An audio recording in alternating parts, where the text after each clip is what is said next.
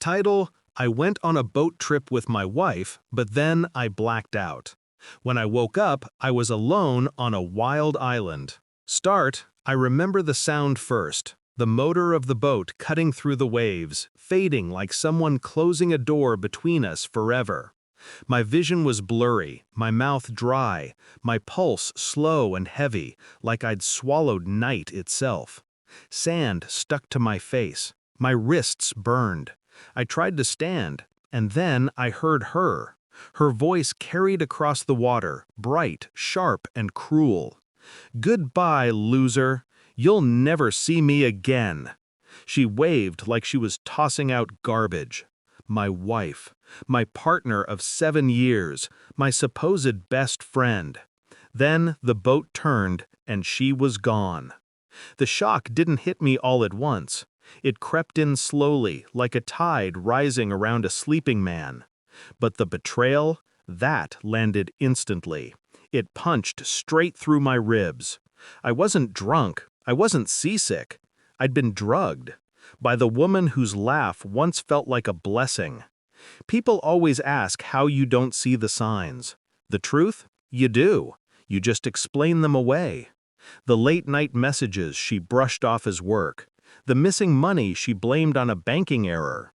The sudden way she started looking at me, as if I were an obligation she regretted signing up for. Still, I held on to the history. The road trips, the rainy afternoons in bed, the promises whispered in the dark.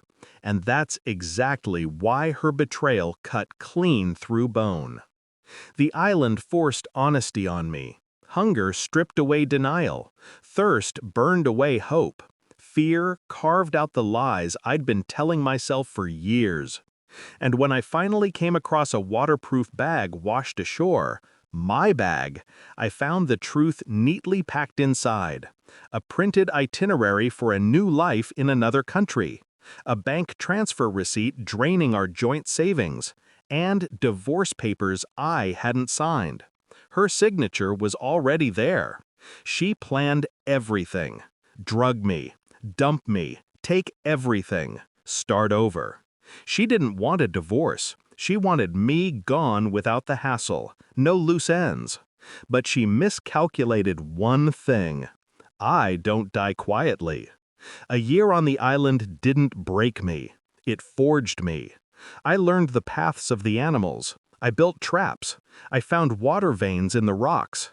I cataloged every edible plant. I made a shelter that could withstand storms that roared like beasts. Every day I survived was a day she lost. And in the solitude, I sharpened the blade of my mind. I replayed every moment with her, every lie she told, every smile she forged. Eventually, pain stopped burning. It cooled, solidified, became something harder, cleaner. Revenge wasn't emotional anymore. It was mathematical. So when I saw the ship on the horizon, a fated freighter crawling across the sea, I already knew the exact path my life would take the moment I stepped onto its deck. People stare when a missing man walks back into the world. Reporters, lawyers, cops, they all wanted the story. I gave them pieces, enough to satisfy, not enough to interfere. But before anything else, I went home.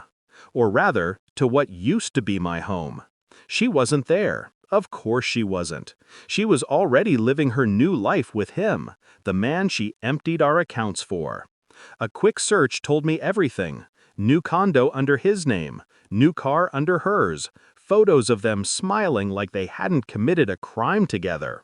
They thought they'd won.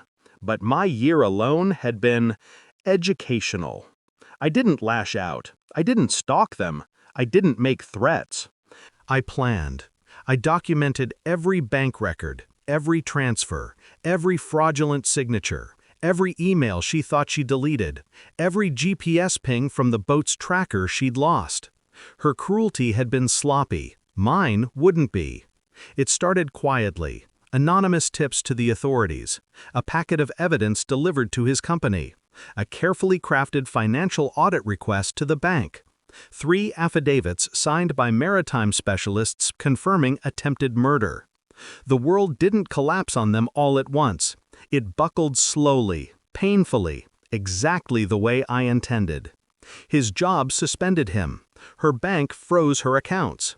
Investigators started knocking on their door asking questions she couldn't answer without implicating herself. Then came the leak. A video compilation, perfectly edited, tracking her timeline of deceit, her receipts, her emails, her signatures, and finally, the grainy phone video I recovered from the cloud, recorded by her own device, of her shouting goodbye to me as I lay unconscious. I released it anonymously, but with precision. Her friends saw it, her parents saw it, her colleagues saw it, her lover saw it, and the internet, well, the internet never forgets. By the time the police issued the arrest warrant, she was already a social ghost, hated, mocked, canceled, drowning in the very isolation she once wished upon me. I didn't plan to see her again. But fate enjoys symmetry. She showed up at the police station the same morning I went in to finalize my statement. She looked smaller, hollow, like someone had scooped out her insides and left only the guilt. Her voice cracked when she whispered, "Why? Why would you do this to me?" I stepped close enough for her to see exactly what she'd created. "I didn't do anything to you," I said. "You did it to yourself. I just made sure the world saw it." She crumbled as they took her away. And for the first time since that island, I felt the wind in my lungs again. People think revenge leaves a void. They're wrong. It leaves clarity. I'm not angry anymore. I'm not broken. I'm not haunted by what she took from me. Because I took something from her, too. Something she never expected. Her future, her image, her comfort, her freedom. She left me to die on an island. I left her stranded in the ruins of her own choices. And as far as I'm concerned, that's balance.